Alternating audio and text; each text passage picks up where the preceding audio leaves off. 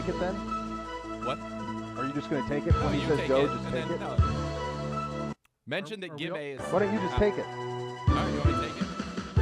Yeah, you just take it. Cleveland Browns Daily on 850 ESPN Cleveland. You guys good? Yes. Yep. All right, you guys are up. All right, welcome back to Cleveland Browns Daily. Nathan Zegura, Beau Bishop, the great Beau Bishop. I'm merely Nathan Zegura. Merely. With you, talking about a little free agency. But before we get into that, Gibbe is in Myrtile and is checking in with us via the Zoom. We're trying to tell him to live, but what a dedication, what work ethic from Gibbe. Yeah. No, he's just doing it. Like, it's not like he has anything afterwards that he's responsible for. Nothing. He's just doing it out of the goodwill of his own heart. Out here battling on vacation, checking in from the glorious estate that he's rented, probably bought with all the money he makes. Bought this estate down in Myrtile that he and his buddies can go to and play golf, and he's just checking in out of the goodness of his own heart. He's making pretty. Yeah, he probably did. He did buy, and I even heard a rumor down there. He's going to do a BPA for the folks while on vacation, which is just the generosity that flows forth. Unbelievable generosity. It is unprecedented. But with Gibbe out, I'm sure many people are wondering who's in. Who's sitting in Gibbe's chair over there? Who's controlling the cameras? Sure. Who's controlling the boards? There's no Stevie. No Stevie. Stevie's not here. But I'll tell you who is. Baco. Yeah. Now you got to turn your mic on, Baco. See, no. Did you press the button over there? Try that. Now talk. How's that work? Yeah, see. Yes, now, Baco, what just happened to you is something that could have been prevented had there been a light by your station indicating to you that your mic was on, right? I guess that makes sense, yeah. So if you were somehow to usurp Gibbe, and by the way, that wasn't planned. The part where his mic wasn't on, not planned at all. That just happened to, again, further illustrate the point. But Baco, if you were to sit in that chair for more than, say, a 48-hour period, you would say it makes sense in a radio studio to let people know that their mics are on or off. You gotta know when you're on. Got to know when it's hot. Baco just and that was totally organic. Gibbe, sorry if I stepped that on was. anything. He Don't can't apologize to hear Gibbe. you, Baco. Baco, he's Zoom. not here. You're in charge. He's not here. Live. You're running amok. Didn't you want this? You Yeah. wanted this? Yeah. You got to get a little closer to the mic, though. Give us a little bit more. There it is. How's that? That's really good. There, a deep How does baritone. it feel? That's what you need. Feels nice. You're talking to you're talking to the world right now. Hello, Browns fans. The world's team. World team. You're welcome. I've said many times on this show that you are among the smartest humans that I've ever been in contact with. I find you to be a joy. I find your zest for life infectious. I find your questioning of witnesses to be absurd. And I think that they would go, objection, leading, objection, leading, objection, leading. You do it every time we question somebody. You lead. Are you kidding me? I watched a ton of Law & Order as a kid. This is exactly what you do. Yeah. Sam Watterson is going, no, you got to be better. You got to up your game a little bit there. No, overruled. No, objection, Go on. leading. Continue the line of Objection, question. leading. Well, listen, in this You're case, sustained. he provided the own evidence. I didn't even know that was going to happen. He provided it, yeah. But that's the danger evidence happened of the on its Gibbe own method. right. When Yeah. you design a studio on your own and say, I reject on all own. input from everybody else, this is sometimes what happens. This is the result. And So Baco, that was his on-air debut. That was his on-air debut. On-air debut. And it was delayed. He spoke into nothingness because there was no on-air light. And Gibbe, no light, yeah. I just want you to know I received on the Zoom chat, I believe that's a threat. I believe I received a threat from Seems Gibbe. like it, yeah. What the people don't know is that our own private Zoom that Z and I and Gibbe have, as Zegura is going through the questioning of Baco, Gibbe is holding up the various beverages that he is about to consume over the course, which is making us all jealous, and then simply types a word that could, it's quite final. Feels like a threat. In its tone. Yeah. So that's how that goes. So that's good. You're lucky you're in Myrtile, Gibbe. It's in Myrtile. Yeah. I will never say it Myrtle again after Kenny Powers. As soon as he started dropping Myrtile, that was it. It's Myrtile from that point on. You tell me if you've ever seen a sadder tweet than this one. This is yesterday I know evening. exactly what it is. Adam Schefter. Chicago made, quote, a very aggressive pursuit, end quote, of Seahawks quarterback Russell Wilson, per sources. The Bears were told Seattle is not trading him at this point. The Bears were one of the 4 teams Wilson's agent named as a place of interest. And here's the kicker. Now Chicago has an agreement with Andy Dalton. Andy Dalton has been besmirched far too much. First of all, let me just say that. It ain't fair to him. He was really, really good in Cincinnati. He's a franchise quarterback by my definition. He's a Pro Bowler. They've won the division. Yes, of course. But there has never been a bigger or but is the word you're looking for. But than that. But now I mean, that would be. Yeah, it would. I don't even know. I can think of like a kid at Christmas, and if you wanted a pair of Air Jordans or something as a kid, and that's all that you asked for, it was a one singular thing, and mom and dad said, well, we tried, we looked for them, we did the best we could, we know that's what you wanted, but here are some pro kids. Like that discrepancy is just incredible so to go vast. from we were right there for Russell Wilson, but here's Andy Dalton, who, by the way, we could have had last year and not given up a 4th-round pick and had to pay $20 million like we did for Nick Foles. That's right. All of that is true. It reminds me Cold-blooded. of when I was a child and all I wanted were, at the time, Converse was the hot sneaker because you had Lerone Bird and Magic and Larry's were the black with Converse the white. weapon. And then you had, of course, Converse weapon. All I wanted were some Converse weapons as a young, aspiring hoopster. The difference was, for me, my disappointment was instantaneous. It wasn't, oh, we tried to get you the Converse weapons, but mine was, well, look at these at Payless Pro Source or whatever that, Payless Shoe Source. Payless. These look just like them. And that's what you're getting. Oh, a Mimic. Oh, I had Mimic. Those are my first basketball shoes were Mimic Converse weapons from Payless Shoe Source, courtesy of Pedro. But Pedro didn't lead with the maybe. He just shut it right down. It was just like, you think you're dialing up Russell Wilson, and Andy Dalton answers the phone and was like, I'm already here. Right. I'm coming. I'm already here. Yeah, that's what happened. Oh, my gosh. Oh, my gosh, Pedro. That is a cold-blooded assault. Is it surprising? No, it's not. But it is pretty cold-blooded. That is what I think is crazy about what they did is that wouldn't it have made more sense to kick tires on Sam Darnold? Wouldn't it have made more sense to give Marcus Mariota a run? Wouldn't it have made more sense to go after Jameis Winston? Wouldn't it have made more sense a year ago to go after Cam Newton? It would have made more sense, of course, to go after Andy Dalton a year ago.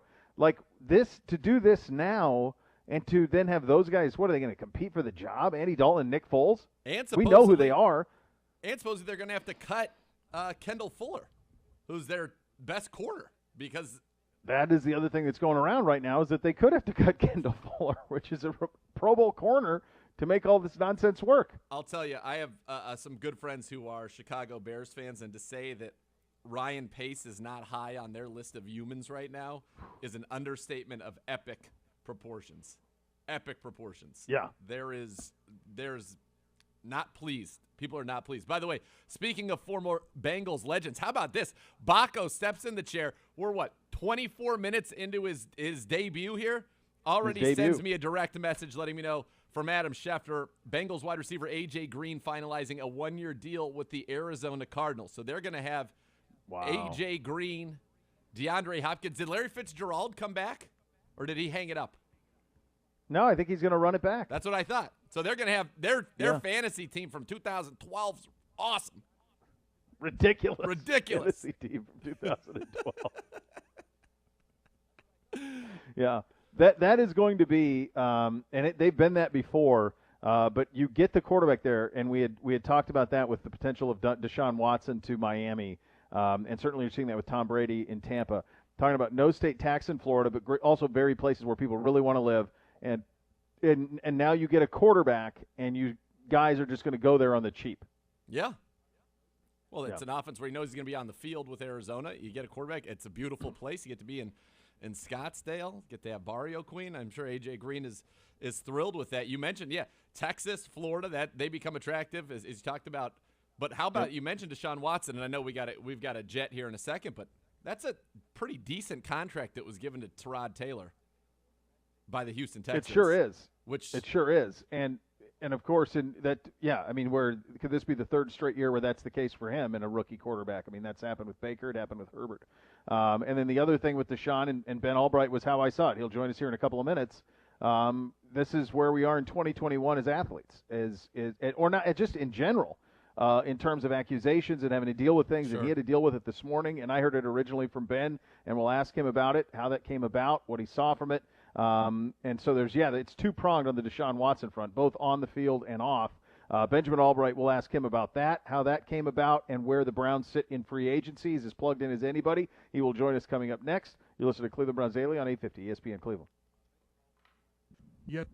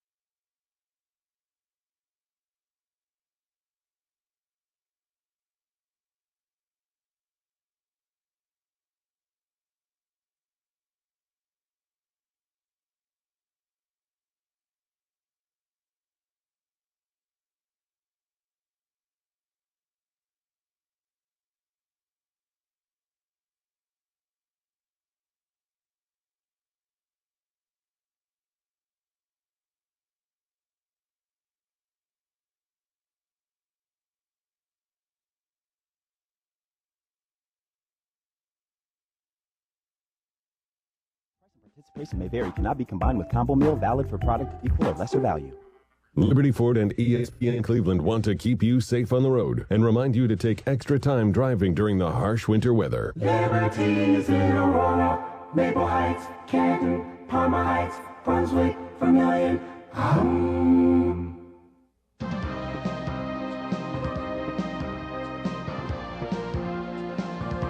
Cleveland Browns Daily on 850 ESPN Cleveland. You guys ready? Is Ben ready? We do have Ben. He's ready to go. Let's do it. All right, you are up. All right, welcome back into Cleveland Browns Daily on a Wednesday edition, a St. Patrick's Day edition of the program. Time to head out on that Fifth Third money line for a visit with our great friend Benjamin Albright, NFL insider, radio host at KOA in Denver. And Benjamin, before we get into free agency and where the Browns sit in terms of what you're hearing on that front, I became aware of the Deshaun Watson stuff last night from you. How did that get to you? What do you make of that story now that we've had Deshaun Watson respond to it this morning? Yeah, I can't say I broke the story because the attorney put it out, on social media, but it was passed to me within a few moments of him posting it. And, as to what I made of it, made a few calls and found out that he definitely was filing it, even though it hadn't been filed with the clerk yet, that they were filing a lawsuit for, on behalf of his plaintiff. So, yeah, it was an odd situation. It doesn't seem to echo what we know about Deshaun Watson's character, but we've known people we thought were great people before. I'm anxious to see this thing play out. I guess in court, and I'm as a reporter, I'm supposed to be neutral, but I hope that this is not true. Yeah, same. And obviously that yesterday kind of comes with the news that was last night, but earlier in the day that the Texans had made a pretty hefty investment in Tyrod Taylor, who had been with the Browns, last with the Chargers. What did you read into that, and is this the first indication from you that the Texans are dealing with the reality, or what would appear to be the reality, that Deshaun Watson has finished playing football for that organization? I don't know if the Taylor thing changed it too much, $12 million deal, but when you break it down, it's really, it's backup money with some escalators in there. I think that, we all knew that Watson's going to get moved at some point. The question really is when. Were they really going to stick to their guns and ride it out all year and trade him next year? And I think that we're coming closer to the realization that may not happen, that they may go ahead and get him done before the draft. The problem is that you've hit the start of free agency now, and teams have already said, okay, well, I sat on this thing long enough. Now I've got to pivot to other things. So the market for Deshaun Watson dwindles by the day as that happens. So the Texans are basically, hurting themselves the longer that they wait to make this happen. It certainly. Yeah, and I was just going to say, you keep waiting on Miami because that seems to be the home run. I mean, they have everything that you'd want. They've got the picks. They can give them their own picks back. They're picking high in the draft. You could replace him theoretically. If you wanted to do if Tua wants to be involved, fine. If not, add another one. You keep hearing, though, that he would potentially have interest where you live, in Denver, and that San Francisco, from a fit standpoint, if I were him, that's where I would want to go, is to play in that offense with Kyle. What are you hearing on that front? And is that home run offer from Miami, is there one out there better than that? I don't know if there's a better offer. I know Miami would be interested. I'm not sure he's interested in Miami, and that's kind of the thing. He's got the no trade. So if the Texans do decide to move him, or when they eventually decide to move him, they'll have to get a list of teams from him and then start to work deals from there. And he's not provided a list so far. So reporting on that, to me, has been weird because there's no list that's out there. He hasn't provided one. I'll say this. Would he want to play in Denver? Certainly been rumors about it. And I could see, I guess, why. You've got a pretty exciting young offense at the skill positions, and you've got a good offensive line. The quarterback position really has been kind of the linchpin of this team. So, it's been holding it back. So I think that, if I were a quarterback, I'd certainly be interested. The question is, what would Denver have to give up to get him? And would they have to blow up that young core and thus, making the point moot? So, San Francisco seems like an interesting team. Everybody I've talked to seems to think Carolina's the landing spot. Carolina can offer back better picks than Denver, can offer Teddy Bridgewater back, and maybe some young defensive players as well. So, I think that I think that's one that's interesting to watch, and I wouldn't count the New York Jets out of it either. All right, Ben, let's turn our attention to the Cleveland Browns. The early reports, John Johnson III, that was their big primary target. They go and get him, the safety who had been so good for the Rams. What did you make of that signing and then also the addition of Tack McKinley, the former first-rounder, who had 14 sacks his first 2 years in the league but has struggled of late? Well, with the John Johnson thing, we knew it was two teams. We knew it was Cleveland and Detroit. And I'd heard earlier in the day that Detroit was putting a bigger offer in front of him. So I'm glad Cleveland wound up with him, in the end there. And I think that, having him and having that free safety rotation that they're going to have there, I think is going to be good. Joe Woods used that a lot when he was in Denver.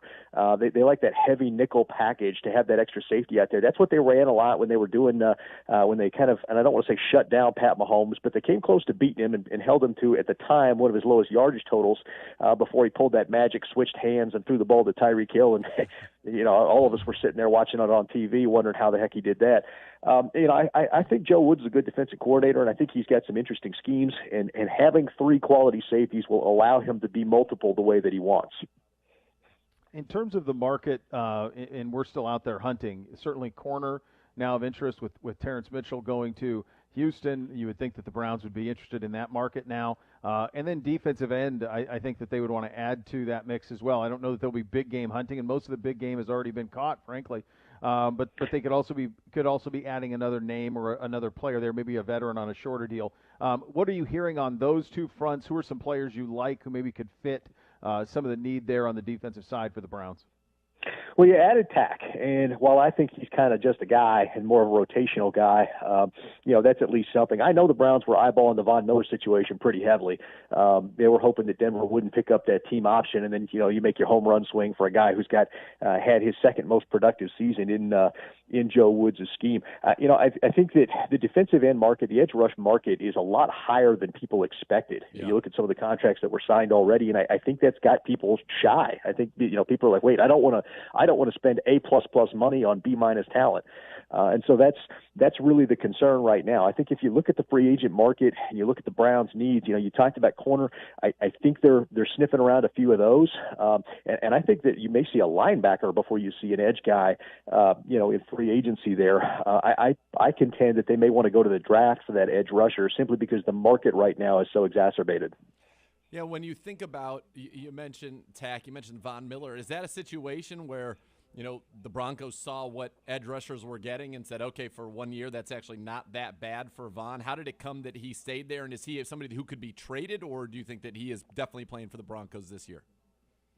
Oh, I think he's definitely playing for the Broncos this year. Basically what happened, the Broncos were eyeballing the market. They made some preliminary inquiries about Leonard Floyd. And found out what his market was going to be, and we're like, okay, we're out on that. So George Payton called Von Miller in the night before, and he came in the office. He said, look, Von, do you want to be a Bronco? And Von said, yeah, I want to be a Bronco for life. And Payton said, okay, we're going to pick up your option, and this will be a prove-it year for both of us. So I don't think he's going to be traded. I think he's going to play for the Broncos this year, unless this season just starts off terribly and they look to unload some things and blow it up. You mentioned for the Browns corner and linebacker. Stylistically, are we talking inside nickel corner? That's with Greedy coming back, or both positions at corner? And then from a linebacker, because we've seen the name Denzel Perriman, but he's more of a two-down thumper, and I don't know that from an ideology standpoint, if that fits with the Browns. So are there any names or types of players that you're hearing at those positions? Well, I wouldn't discount Perriman, and you'd think that a downhill linebacker like that wouldn't be a fit. But if you go back and look at what Joe Woods did, he had a guy like Todd Davis in there that kind of did the same thing. And so I think he values that. I think they value the ability of one of those linebackers to be a run fit guy who can get downhill after the quarterback as well, and kind of vary up where they're attacking the quarterback from the blitz. So I would not discount a two-down thumper like that. I do think that they're going to pursue a linebacker in free agency. As far as the corners go, I think they're eyeballing that situation. There's a couple of guys out there, and I happen to know the Broncos are eyeballing them too, like Adoree Jackson.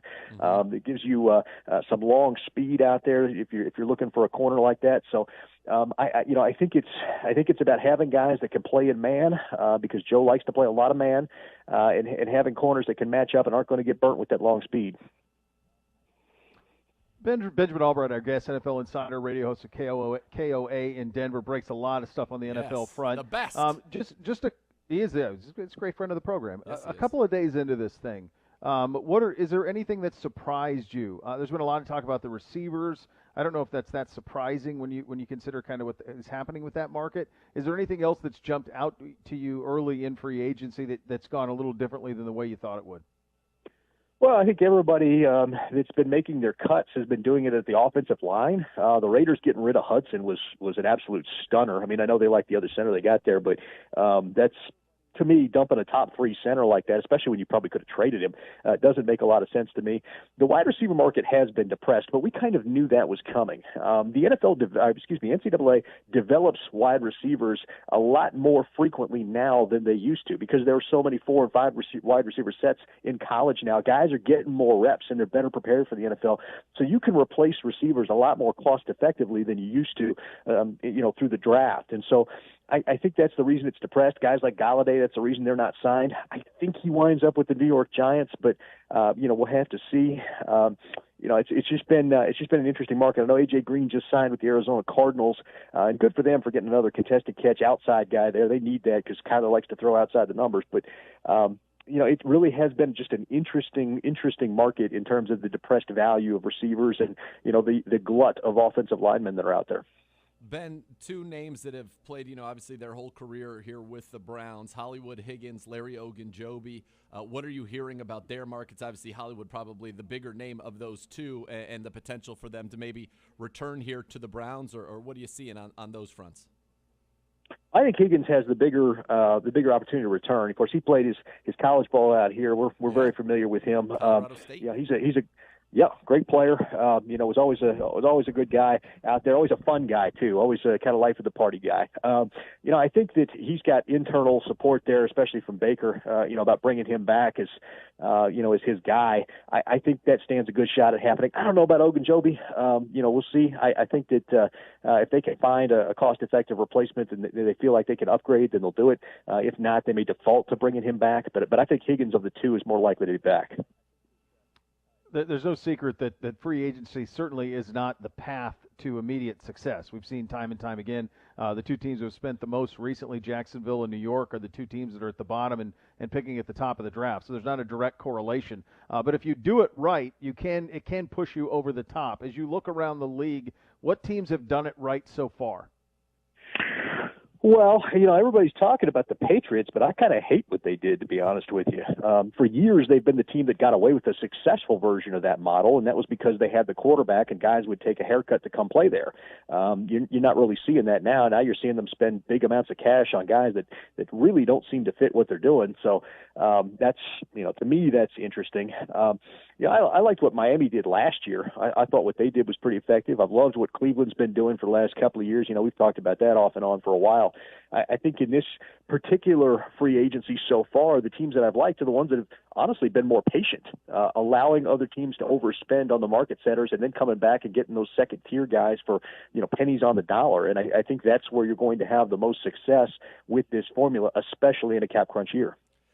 It is going to be interesting to see. I think in the coming days, do you think we're going to start to get into that 1-year deal market where you're getting guys either chasing rings or chasing opportunity to really cash in next year if they missed out on, really it seems like the edge rushers are the ones who got paid the most. Do you think we're going to start to see that now? Some guys maybe take smaller deals, and a name I'll throw out to you because he always, every year, seems to be a hot topic, and that's Jadeveon Clowney. Is this around the time when maybe Clowney will go somewhere 1 year? Is there any buzz around Clowney? I haven't seen anything. I think you're right in the sense that we are going to start to see a rush on guys that want to cash in the cap crunch. With regard to Clowney, a little different situation. He's not healthy right now, and he wants to get healthy before he gets out there. I think he knows he's on probably his last cash-in type deal. And so he wants to get healthy before he gets back out there, works out for some teams, and tries to do that. So I don't think we'll hear the buzz on Clowney right away, unless there's some drastic change. But as far as some of these other guys go, absolutely, and I really expect a run on corners here real soon. A run on corners starting soon. The Browns hopefully to be in that. Talking with Ben Albright, the best NFL insider. He's the one who I remember. I still won't forget when he told us Kevin Zeitler was going to be a Cleveland Brown, and then sure enough, later that day, Kevin Zeitler became a Cleveland Brown. When you think about the big names are left, you mentioned Galladay earlier, a guy like Will Fuller. Are you expecting any maybe big name trades or cuts coming up here in the coming days as well? You'll still see a few cuts, but I think most teams have already kind of done the bulk of the cutting. Unless there's a chance to get in on Deshaun Watson, and they need to shed a bunch of room to be able to do that. But I think most of the teams that are positioned for that outside of San Francisco really have a ton of room already. So I don't think that you're going to see too many shocking cuts come across. I think most of the stuff you're going to see is a little bit of belt tightening, mid-tier guys that maybe they upgraded on and they weren't sure if they were going to be able to do that in free agency. So I think in this, again, the cap crunch year has really made this difficult and different for a lot of teams. And the normal rules that you'd see in free agency, I think, don't apply. I think teams are a little more hesitant to expose themselves to maybe the draft. If they've got a veteran guy right now, they want to kind of keep that cost-controlled measure and go forward. Benjamin, we talked about Deshaun Watson. I want to ask you about Russell Wilson. Nathan and I talked about the sadness from a Bears perspective of that tweet yesterday, and we fully respect Andy Dalton. He beat us a lot and won some divisions, but to say, boy, we almost got Russell Wilson, here's Andy Dalton, is a tough thing for a fan base to swallow. Do you think that anyone will approach an ability to acquire Russell Wilson, or is that just a lot of smoke? Well, first of all, Chicago fans, I mean, how disappointed are they? It's got to be like that kid on Christmas who sees what looks like a bicycle under the tree, goes to unwrap it. It's a bunch of paper towel holders and a pair of socks in there. And, I think that I think that Chicago fans, man, I just feel for them. That said, I don't think Seattle's trading Russell Wilson this year after all. I mean, the Bears put a huge offer in front of them, 3 firsts, couple of seconds, and a player. And that just wasn't enough for Seattle. They really, it hinged on being able to get a competent quarterback back to replace Russ. That was the problem. And so I think that's still the issue. I don't think anybody can get them what it is that they need in terms to replace Russell Wilson. So I think they're going to hang on to him this year and then reassess that after the season. All right, Ben, before we get you out of here, just give us one name to watch for the Browns. Oh, man. That's fun. Look, you know what? Wouldn't surprise me if Adoree Jackson got brought in there. Would not surprise me at all. So first rounder. I'm not reporting that, but keep your eye on that. Joe Woods loves those man guys that have the long speed. Oh boy, I would like that. That fits our MO. one. Little former first rounder. Come on down. Benjamin Albright, you're the best, buddy. Good Yes. catching up with you again. Thanks for your time and being so generous with it today with us. Absolutely, guys. Anytime. All right, that is Benjamin Albright, NFL insider, radio host KOA in Denver, and really one of those guys who really breaks things in a good little window into free agency and where we sit at this point. And I think that's interesting. You said a run on corners, and with Money Mitch signing yesterday in Houston, that now jumps up the list of importance. It's something that will need to be addressed. Probably with a couple of bodies. You still need some bodies at defensive end. I think you can do that in the draft, where you can still get a great player at the end of the round. Of course, yeah. Let's remember T.J. Watt was the 30th pick in the draft. You can certainly do that. So there's an opportunity there, and this is an incredibly talented, deep defensive end draft. Is there a Nick Bosa, Joey Bosa in this draft? No, probably not. There's not a Myles Garrett in this draft. But you can get a running mate in this draft, certainly, and someone who go there. So that could be the way there. But what did you make of his comments at corner that there could be a run on corners coming here soon? It wouldn't surprise me. It's a market that I think everybody's kind of just waiting on the dominoes to really go. I thought the Washington football team is going to be a team that he named is doing better. They got William Jackson III yesterday, and now I think you're going to get into that next tier of corner that's really going to start to come off the board. Those slot guys are still out there. Adoree Jackson now, by the way, Adoree Jackson is now the 25th ranked free agent on the list for Pro Football Focus. They added him when he was released yesterday. It says elite coverage numbers, ranks just behind the trio of Jair Alexander, Richard Sherman, and Stephon Gilmore among corners when lined up outside in PFF coverage grade since 2018. An unexpected cut. He missed almost the entirety of 2020, but if he checks out medically, he is an outstanding option at the position. He's fast. He can do returns, brings tremendous speed. If you make an investment, and I imagine it would be in Adoree Jackson, at some point you got to ask somebody to play inside. Somebody's got to go inside, and I know you're going to have safeties do that at times, but you're going to want Adoree, Greedy, and of course Denzel on the field, and so you wonder is this a year that Denzel maybe does some kicking inside at times? Is this a year when maybe it's Adoree Jackson who goes inside at times? That's something to me that is going to be fascinating to watch if this is. Again, this is the name that he gave us to watch.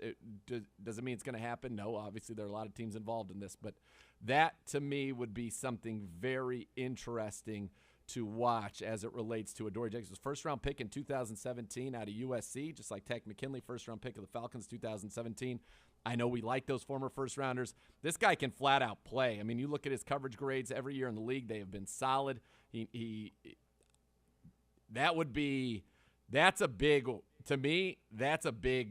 type of a win. That's getting a guy that you think is going to play a lot for you. That's not just a role player. Do you think I just wonder if it's too big of a fish for it's a big fish, but at the same time, if you feel what the market would be on that. If you can get your guys inside, if you can get one of these guys inside, then it seems, honestly, to me, at that point, it makes a lot of sense. What I'm going to try to look into as we take a break here is try to figure out if he's played inside at all in his career, and I'll give you an update on that, when we come back. And you'll have that to look forward to, including who else is out there. Who are some names to pay attention to at defensive end as you add depth there, maybe at linebacker? Certainly at corner, as that has now kind of been thrust into a position of need now with Money Mitch heading to Houston. And a reminder, Benjamin Albright and all guests who appear on Cleveland Browns Daily do so via the Fifth Third Money Line, Fifth Third Bank, making Cleveland Browns Daily a Fifth Third better. We will go into who's left, areas of importance. That's all coming up in the 2 o'clock hour. You'll listen to Cleveland Browns Daily on 850 ESPN Cleveland. You guys are down. We're stacking here.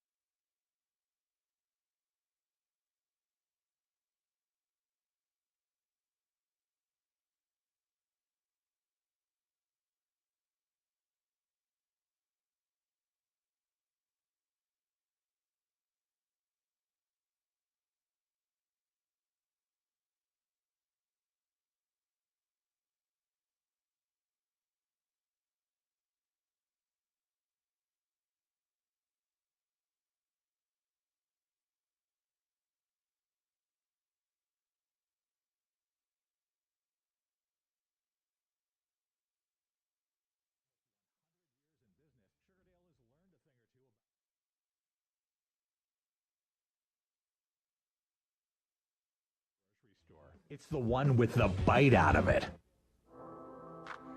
Hi, it's Bernie Kosar. The Browns play here, 850 ESPN Cleveland, WKNR Cleveland.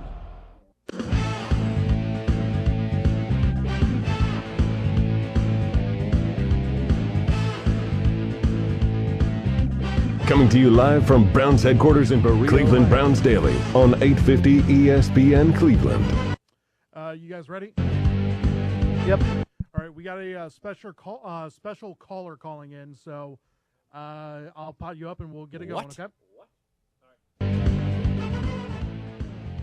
Injuries during your childbirth require experienced counsel. Call the lawyers at Elk & Elk for a clear answer to what happened during your child's birth. Elk & Elk, a proud partner of your Cleveland Browns. Call 1-800-ELK, Ohio today. You know, it's funny. We don't take calls on this show. We don't. Although last time we did, 4 for 4. It was the best performance by our fans in the history of this program while you were on vacay. But it is not standard operating procedure. No. It's you have to make sure that the level stays. Like the level has. It's got to be elite. It can get off the rails in a hurry. It's got to be elite. But this is kind of unprecedented, where we are just told you have a special caller, and we, as the host of the show, no idea, don't know who it is. He is up and ready for you guys. Okay. Are we going to play like the game? Are you like the really trying to use Baco on the light fight? Give it. What do you mean? Are you trying to put words in the young man's mouth? By the way, that man is going places, and one day we're all going to report to him. Baco's a legend. He happened to become an honest-to-goodness victim of the no light in here. Think about number one. Can't ask anybody to come to a radio studio about that. What? We didn't even try to. We did not go over his microphone this week. Yeah, guess what? You that sounds like a failure on you. Then blame yourself. Blame yourself. I was busy teaching the essentials. The good news is for Baco, or for all of us now, is that if there were a light, you wouldn't have had to teach him. The fact that there isn't a light that says your mic's on or off, and it's just this button that looks like it could be used to launch a missile and have no rhyme or reason to what it's supposed to do, is why this happened. You're proving That'd be our awesome point. If you could fire a missile. I got a laundry list of people. I know. I'm sure I'm at the top of the list.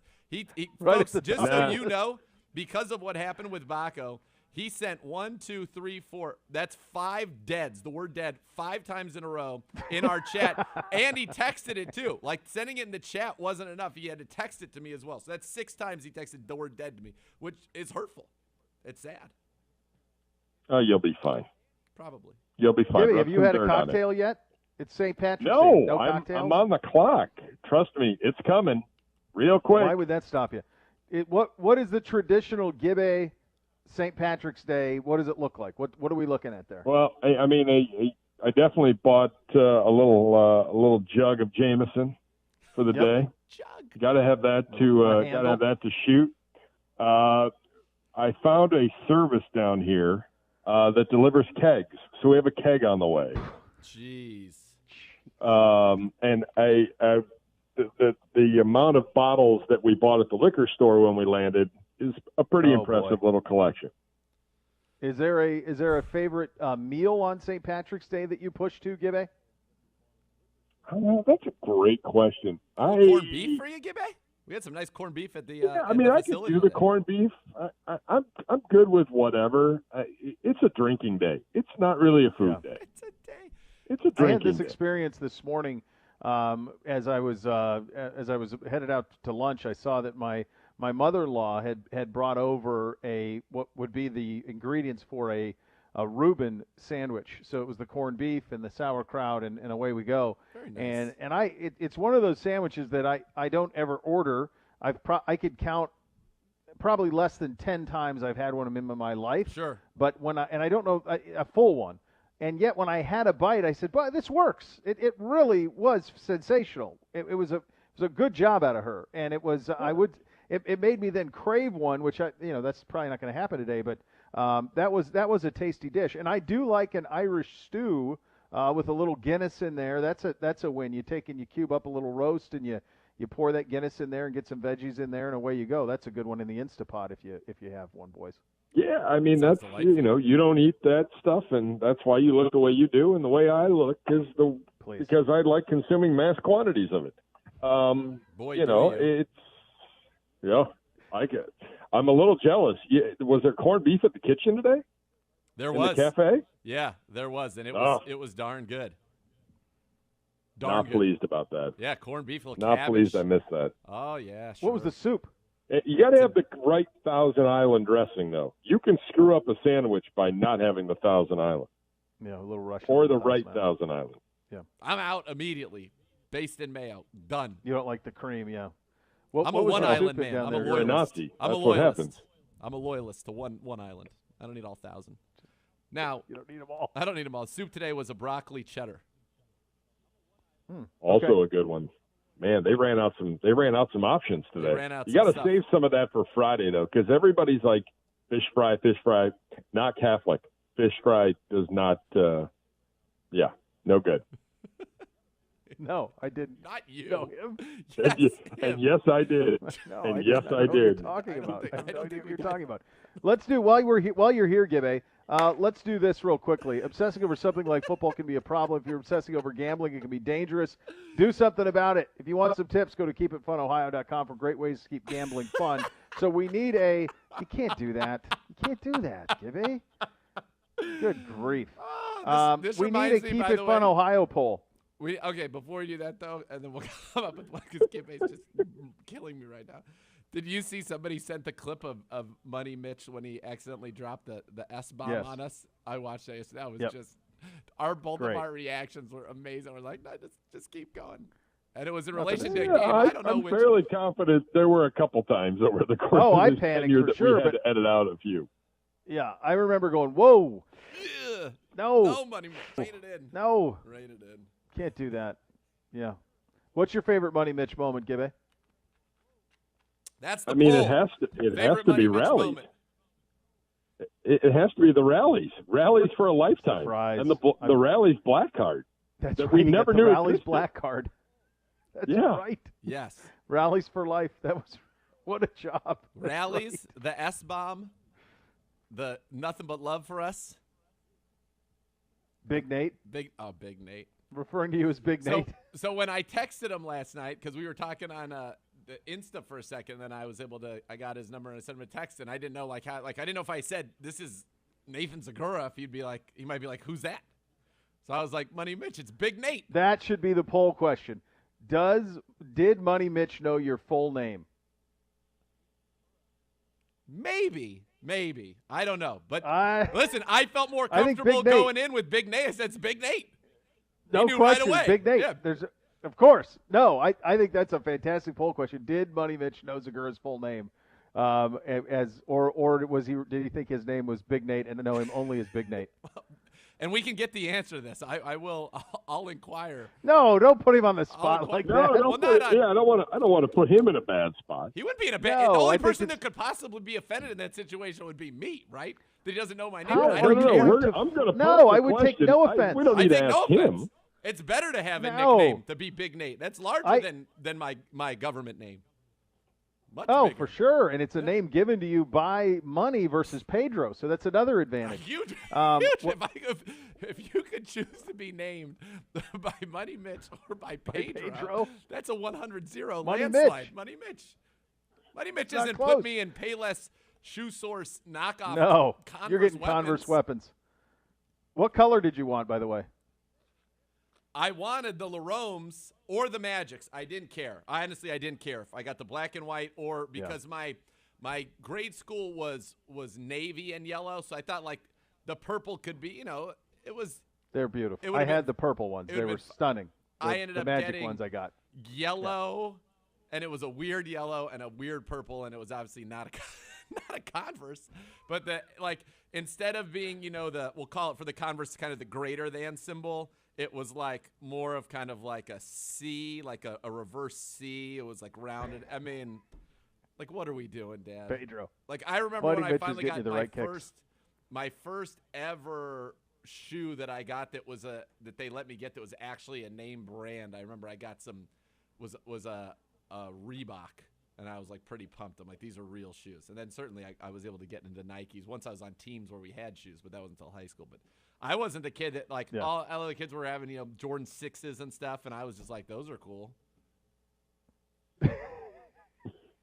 I got that was all I asked for. I want to say in 6th grade was the Converse weapon, the Magic Johnson Converse weapon. That's all I asked for. And I remember that my parents got them for me, but I could not wear them. So they would sit in my dad's closet, and I couldn't wear them until basketball season. I want to say I got them, maybe it wasn't for Christmas. This would have been my birthday, like in March. And I would go there and open the box and just hold them and look at them and smell them, but I couldn't wear them. I couldn't wear them until basketball season. Like that's so it's not like it was an instant gratification for young Beau on the Ponderosa. It was you'll wait and you'll wear them when we say. That makes it a little bit harder, I would say. It was tough. It's tough to say the least. My guess is they stumbled into them somewhere on some sort of a deal, and they bought them, and they said, "Well, we'll buy them now, but you're not going to wear them until basketball season." Right. That's the way that it kind of worked out on that front. Gibby, what's the next couple hours, next couple days look like for you? A little golf, a little booze?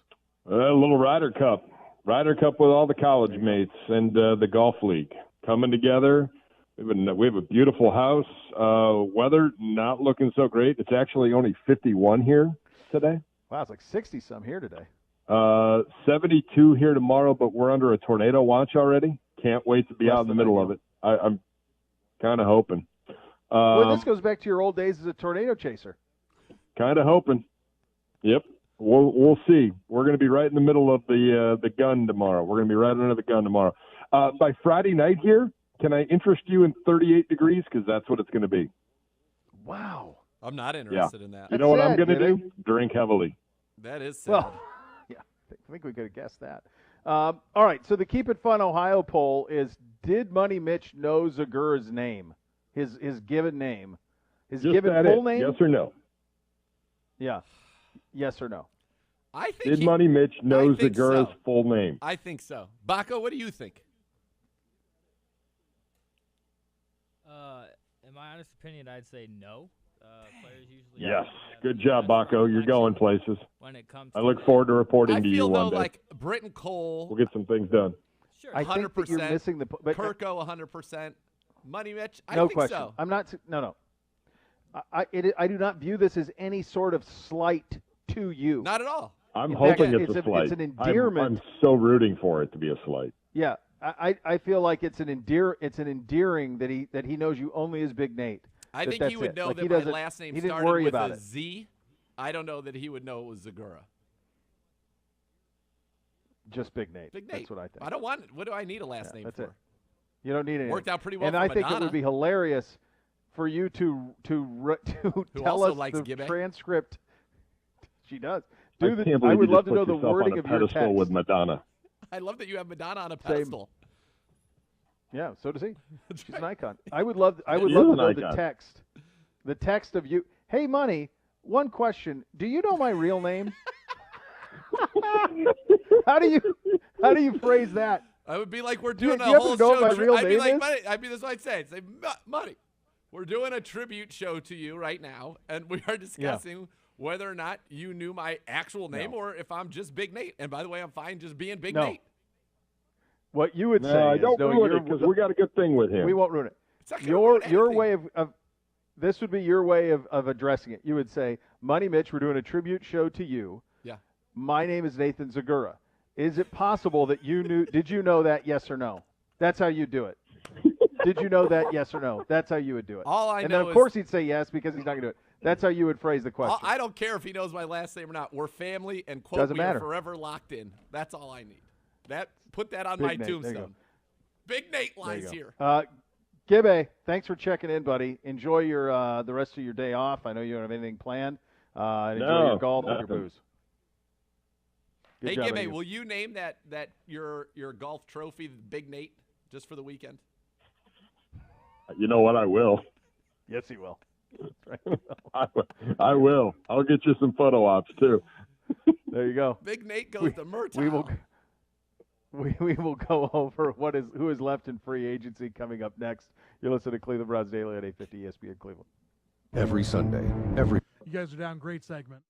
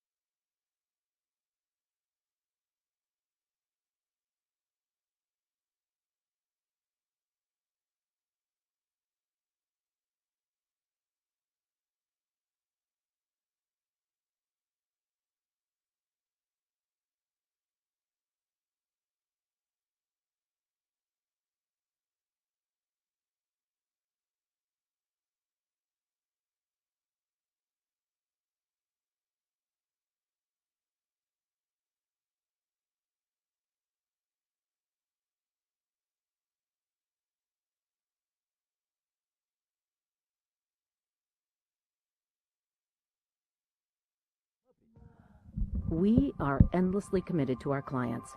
Our dedication can be felt every step of the way to a resolution that can change everything.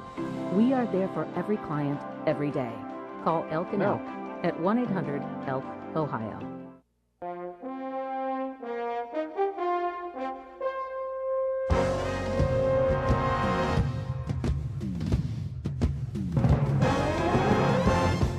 Cleveland Browns Daily on 850 ESPN Cleveland. Riding a bike in suburban, just rural Utah. You guys ready?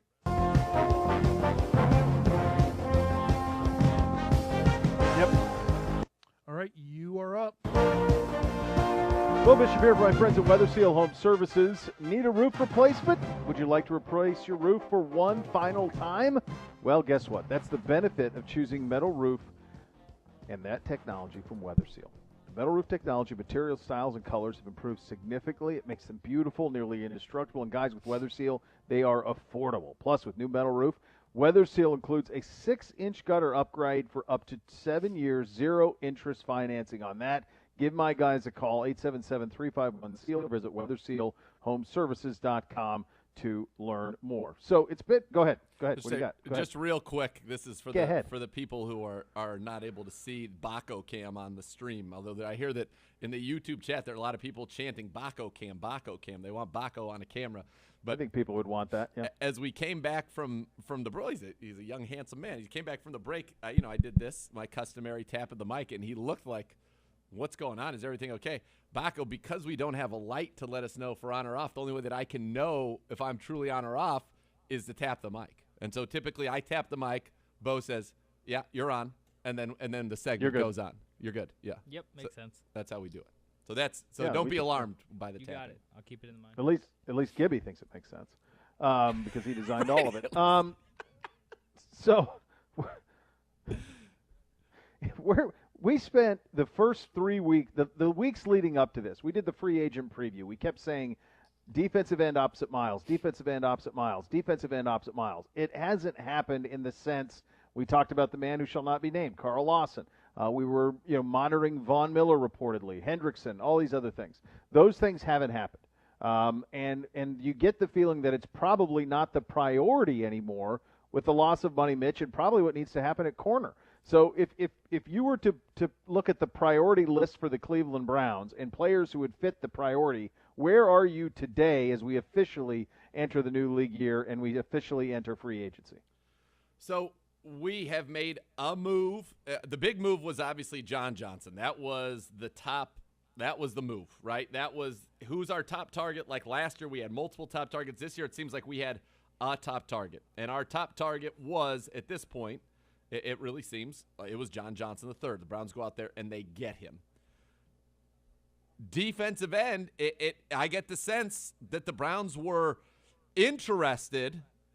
They weren't not interested in some of the what we would call the big name guys, but that they were not interested in the big name guys at that price, if that makes sense to anybody. So I think that's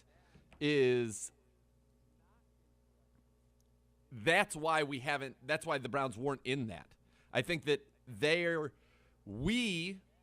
and you and I think a lot of people thought that, the goal is to have Myles Garrett and then a guy like Myles Garrett. And I think that maybe the belief is that when you have somebody like Myles Garrett, you need a good player opposite him and who's going to become, because of Myles, you'll get more production out of him than he would on his own.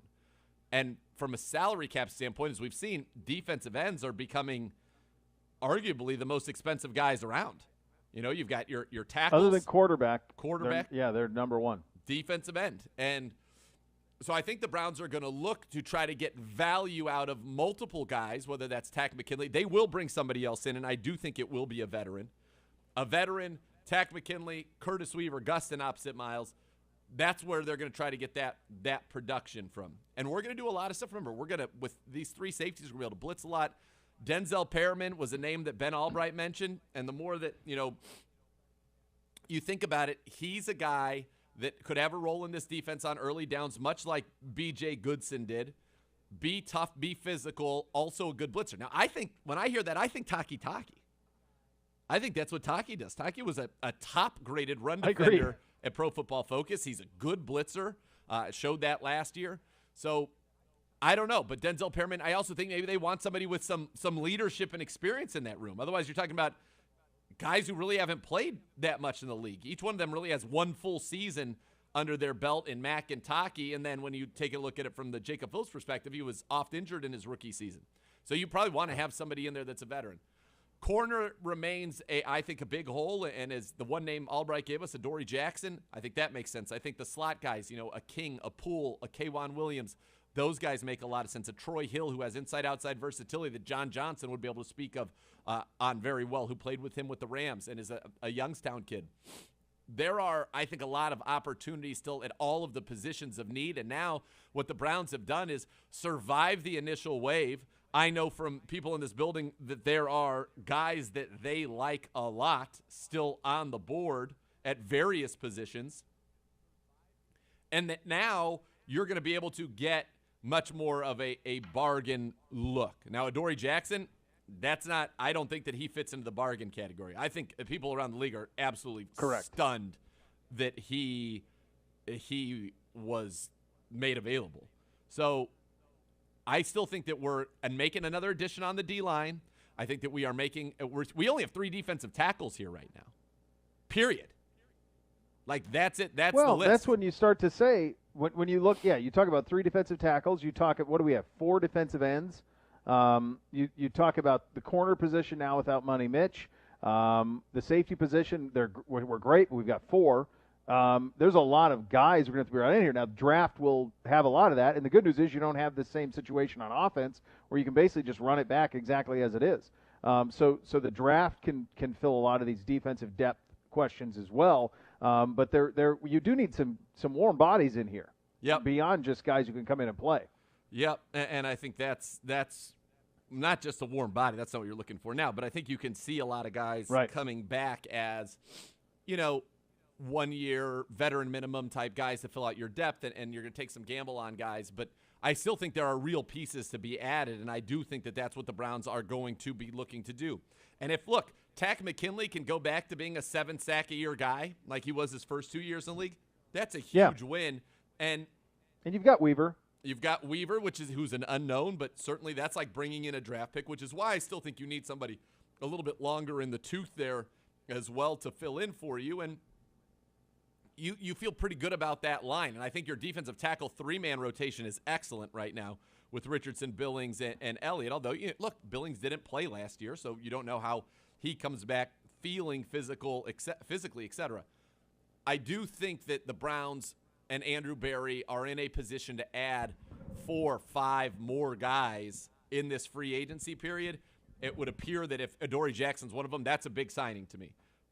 But otherwise, it's going to be smart guys, short deals that fill roles in this defense, and then maybe the potential to bring back Hollywood Higgins, which Albright also said was certainly very much on the radar, and I know the Browns want him back. And I think the longer this receiver market goes on, perhaps the better it is. Remember, he took a long time last year, and he's certainly much more valuable this year in free agency than he was last year. Yeah, there's no question. It occurred to me as we're going through this that next year when you look at a 2-deep on the defensive side, there will be a lot of new faces, likely. That there will be a lot of new faces there in that 2-deep because you're talking about rotational players across the board and some starters potentially that need to be brought in now, and some of that keyed by the loss of Money Mitch going to Houston. So that the corner now jumps to the forefront. All right, D. Orlando Ledbetter, our great pal, the Atlanta Journal-Constitution. He will join us next on Takk McKinley, what exactly we can expect, what type of player he could be, and if he thinks he can get a little bit rejuvenated now that he is out of Atlanta. He will join us next on that front. You listen to Cleveland Browns Daily on 850 ESPN Cleveland. You're down.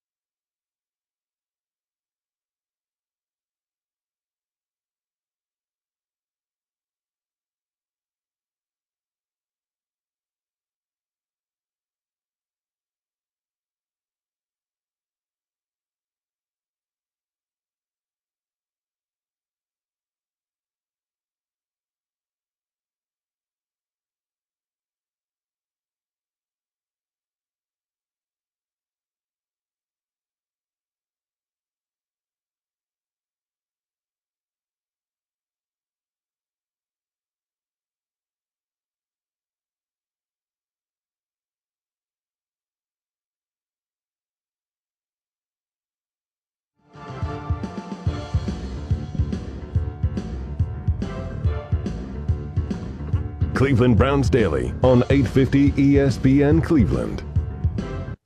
I got D. Are you guys ready? Yep. All right, you are up. All right, welcome back into Cleveland Browns Daily. Beau Bishop, Nathan Zegura with you here on a Wednesday St. Patrick's Day edition of the program. And with great joy, we head out on the Fifth Third Money Line for a visit with one of our great pals, D. Orlando Ledbetter, Atlanta Journal-Constitution, calling in and joining us for a little conversation about reportedly newly signed free agent Takk McKinley joining this team as a defensive end, former first-rounder, of course. D. Orlando, thanks for the time. I guess I'll just start with a pretty easy one. What can you tell us about Takk? Oh, we got some stories about old Takk, Nathan and Beau. He was expected to be part of the pass rush down here. They drafted him, and everybody saw his show. He bought the picture of his grandmother out there. Everybody was rooting for him, but then he got here and had shoulder issues coming out of college. Never was healthy. Never really reached the full potential that the Falcons saw for him. And parted ways with him here in the middle of year 4 after he took to social media requesting a trade. Yes, he did do that, D. Orlando. But if his first 2 years in the league, this was a guy that actually was pretty darn productive. And I'm just curious, we had 14 sacks those first 2 seasons. How did he win? What made him effective those first 2 years in the league when he had was able to get to the quarterback? As we said, 6 times in 2017, 8 times then in 2018. That's a good start to a career for a young pass rusher. But then things kind of it felt like fell off a little bit going into 2019. Yeah, it went sideways after that, guys. He spot played the first year and got the 6, then a little bit more and got 8, and it looked like he was ready to take off. But what it was he was a one-trick pony. After they got film on him, they just sat on his bull rush. At 265 pounds, you're not going to keep beating 320-pound guys on bull rushes alone. Never worked on counters, never worked on the spin move. Beasley was taught it by Dwight Freeney, and that just stopped. They stopped teaching it. Didn't rip or dip or spin. So, tackles were able to just sit on him for his bull rush. And that's what happened to him here. He never developed any counter moves. And that's from my friend, the great Chuck Smith, one of the Falcons greats who trains the defensive guys for the draft. That's interesting there. And, obviously this was something that did not go the way as planned. Anytime you get a first-round pick and he doesn't make it to that second contract and leaves in the middle of the 4th season, it doesn't go away as planned. Do you think that this could potentially be a situation where this is – and by the way, the Browns have wanted him. We tried to claim him 3 times last year. They've wanted him for a while. Andrew Berry clearly likes him.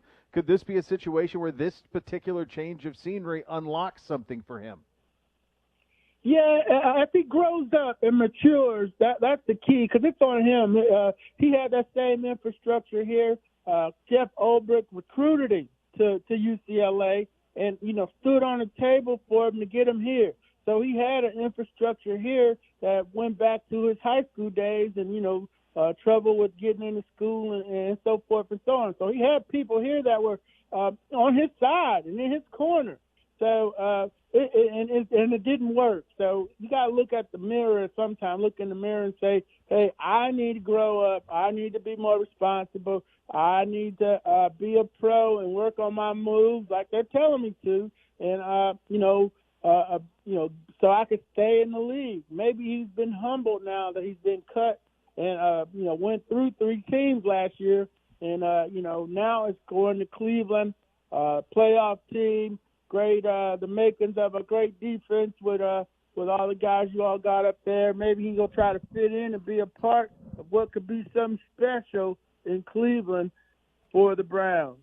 We hope so. And so you said it sounds like he's a guy that's got some good skills and obviously had some production, but maybe needs to have his game. You said not only he needs to mature, but his game needs to mature. And so I imagine that, the coaching he gets in this defensive line room and his ability to develop and diversify his moves, hopefully, learn a little bit from Myles Garrett, could unlock something in him, because there's definitely talent. People aren't taking in the first round of the NFL draft without a lot of talent, and hopefully he can unlock that. So do you think the coach, as well as his maturity off the field, maturity on the field in terms of diversifying his pass rush portfolio, is going to be critical for Tack to kind of realize his potential? Yeah, no question about it, because I never said and I never saw him not play hard. He went hard the whole time. It just, some guys it doesn't work out for him. So if he's going hard and he's doing what they're coaching him to do, that might open up the key for him. We've seen some guys develop later on in their careers and so forth. But, this is the fifth team, if you count all three of those stops. And at some point he's going to have to, he's got to feel like, hey, I hit rock bottom. I recovered from my injury. I came back. I got good coaching here. I got a team that's going places. Let me be a part of that and listen to these people. So, and then, the sky maybe is the limit again. Maybe he can make his grandmother proud. Indeed. Obviously a very famous draft entrance. What was he like for you as a guy covering him in terms of how he did with the media? I've seen some of the videos, sometimes maybe not the most talkative guy, but what were your experiences like with Tack? Yeah, we gave him the benefit of the doubt. Like I said, we were all rooting with him. We had one little episode where the PR made him talk, and he didn't want to talk, and he gave us a bunch of one-word answers. I didn't take it personally. I just kept asking questions.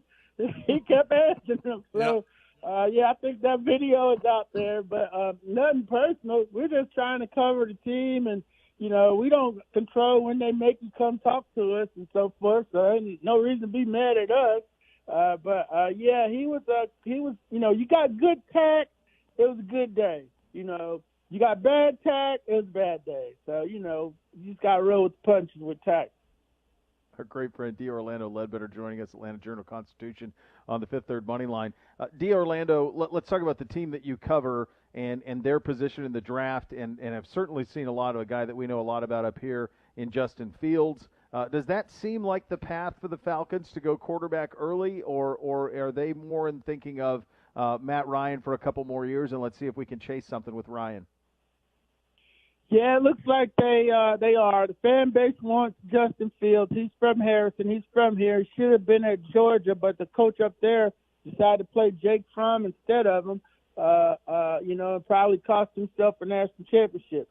But, the fans want Justin Fields, and that would ignite the fan base, give them some flashback to the Michael Vick era. They got a quarterback with a little buzz to him. But the Falcons think, they can rebuild. They have some problems, and the quarterback isn't really one of them. So, and they just restructured his contract to where, it's $48 million the next year and $40 the next. So you can't cut him. So they're signaling that Matt Ryan is their guy. And they got other problems, so they're going to address those other problems, is what we're reading today in the last 24 hours over the Falcons and Matt Ryan's situation. What do you make of that division now? Obviously, the defending Super Bowl champions with the Bucs, the retirement of Drew Brees. Carolina could be in transition, and they're also a team that's rumored to maybe be a team that could end up ultimately with Deshaun Watson. So what do you make kind of the NFC South as we head into 2021, knowing that, it's going to be kind of a changing of the guard? It was for a long time Matt Ryan, Drew Brees, Cam Newton were the quarterbacks of record in that division. Obviously, Tom Brady comes in and changes that, but that's only 1 year and one Super Bowl. But it looks like we're entering into a new phase in the NFC South. Yes, no doubt about it. It's no question who the kings of the NFC South are, the Super Bowl champs. They've reloaded simply, bringing everybody back except for Sue, I believe, so far, and Antonio Brown, I believe. But they'll get that squared away. They always played hard. I mean, people didn't know about Levante David to the playoff run. And every year for the last 10 years when I'm doing the preview, it was how he held that defense together, how tough that front was. They never could put the secondary together, and they finally got that right, got a quarterback that didn't throw the ball to the other team.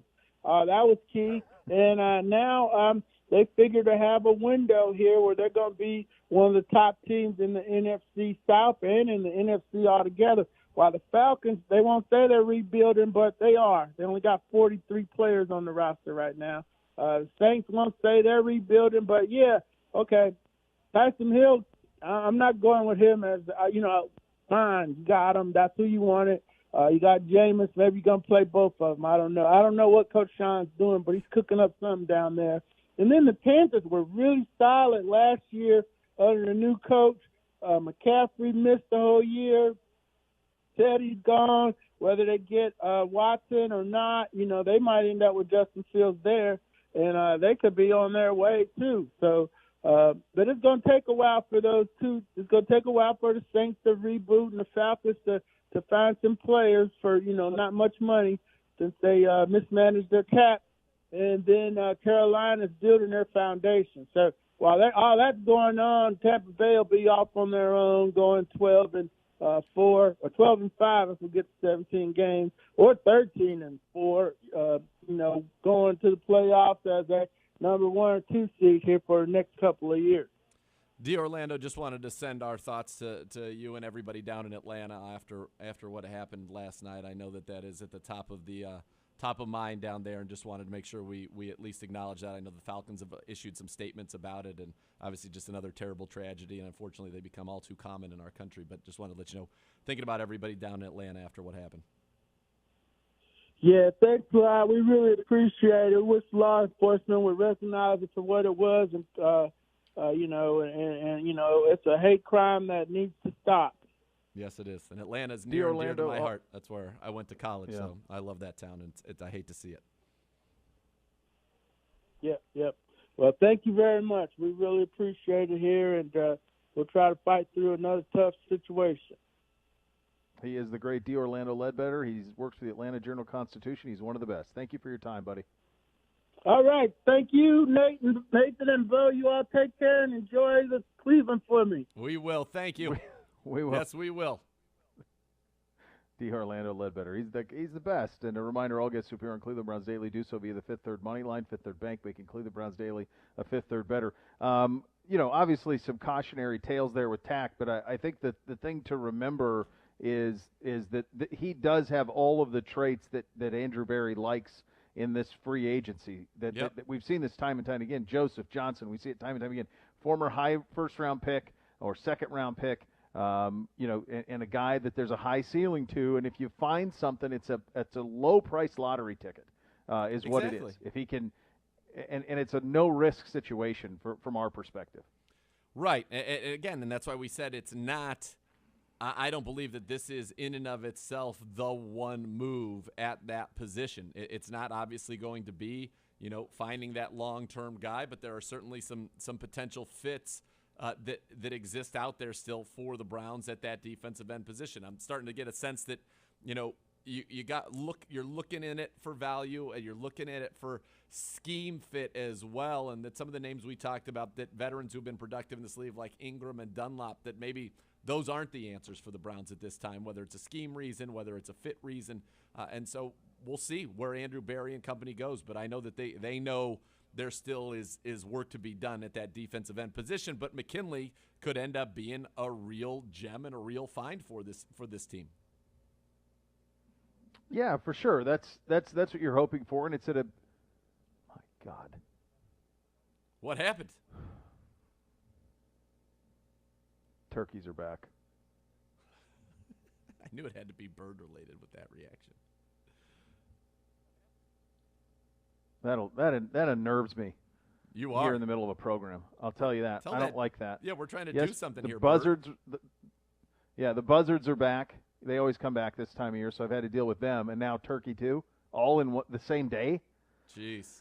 Less than ideal. Could drive a man to drink. Still so much more to come. You're listening to Cleveland Browns Daily on 850 ESPN Cleveland. You guys are down.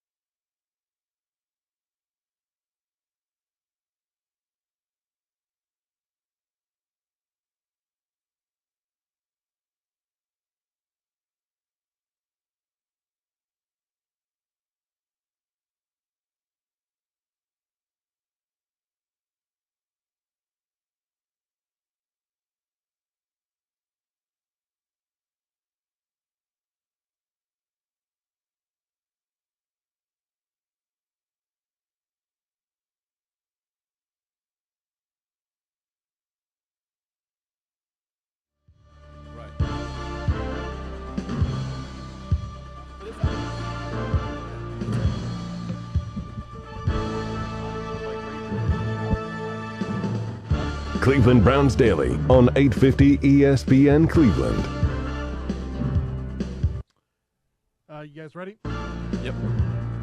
All right. We got about 3.5 minutes. You are up. All right, final segment here on a First Friday edition of Cleveland Browns Daily here on 850 ESPN Cleveland. So if the lesson of the day is probably for Browns fans out there, it's a lesson of the first couple of days of free agency, is there was a targeted plan for John Johnson. He was object of affection number one. You went out, you got him, and then patience would be the word of the day for the rest of the way that this is play out over the coming days and could be weeks, honestly. It could be. They know the shortcomings and the deficiencies on this roster. It's just going to come down to when the money and people are willing to take the deals for the money that the Browns are willing to pay them. And the longer it goes on, the more likely it is that the Browns will have the opportunity to get the guys they want. They still need an inside corner. They need an outside corner. They probably want a little bit of a veteran presence at linebacker. They still need a couple guys on the defensive line. You know, I think receiver, if it's free agency, I think it's probably going to be Higgins at this point, unless somebody shocks them with what they're able to get them for, or it'll be in the draft. I think we're still looking very much on the defensive side of the ball. And then the other position that we haven't talked much about is kicker, right? And what the Browns ultimately end up doing there. Cody Parkey was very good. Maybe as this goes on, he comes back at a deal that works for both sides. So I think the Browns know their issues. I think that they are going to be able to address them, whether, it's a Dory Jackson, it's a Troy Hill, who we've talked about a lot, whether it's, a guy like a Brian Poole or a Desmond King or a K'Wan Williams or even a Kevin Johnson coming back. There are a lot of options still, a ton out there at the positions that the Browns are targeting. It's just going to be a matter of how it's going to end up. Yeah, and I think the one thing, with Kevin Johnson, it started so weird here. He had the crazy injury in camp that changed kind of nothing was normal. Remember, we had to deal with that too. It wasn't just Greedy Williams and Grant Delpit. I mean, the Kevin Johnson injury happened around that time too, and you feared for his life when you found the details of that. So it was just such a weird year across the board in our secondary. And it's a room that has already been remade a little bit with John Johnson. Will be remade more with a healthy Grant Delpit, a healthy Greedy Williams. But you just need some bodies in there. You need some guys who can play, I think, especially in that slot, as you got to have somebody in there who can handle that job. You do, and it's going to be critical. And, again, the flexibility of what Joe Woods is going to do defensively with these three safeties now is going to be fun to watch. But, yeah, you still need corners. And I think – you need to have five that you really feel good about. And if you were to look at the Browns roster right now, you've got Denzel, you've got Greedy, you've got MJ Stewart, who's a former second-round pick. And I thought, look, he came up with interceptions in two of the biggest games of the season for you at the end. But like I said, was up and down. Greedy didn't play last year. Got better as it went along. Denzel missed time last year. And so you say to yourself, okay, well who else do we have at this position, and how are we going to figure out? We got Brian Allen, who we picked up late last year. You got A.J. Green. You've got Robert Jackson. That's the list. So right now your five corners would be Greedy, Denzel, M.J. Stewart, Robert Jackson, and A.J. Green. Brian Allen, 6. You still need – those are guys – A.J. Green was on your practice squad. Jackson didn't look necessarily ready for prime time, and we didn't see Allen at all. So lots of questions still at that position. Yep, and questions that will be answered in the coming days or weeks, and certainly in the draft as well. So you have a lot of opportunity there to do it. The next level is coming up next. Thanks for listening, everybody. Enjoy your St. Patrick's Day edition of First Friday. Make sure you act accordingly. Cleveland Browns Daily, 850 ESPN Cleveland. You guys are down. Great job. All right, see you, buddy. Have a good one. You've been listening to Cleveland.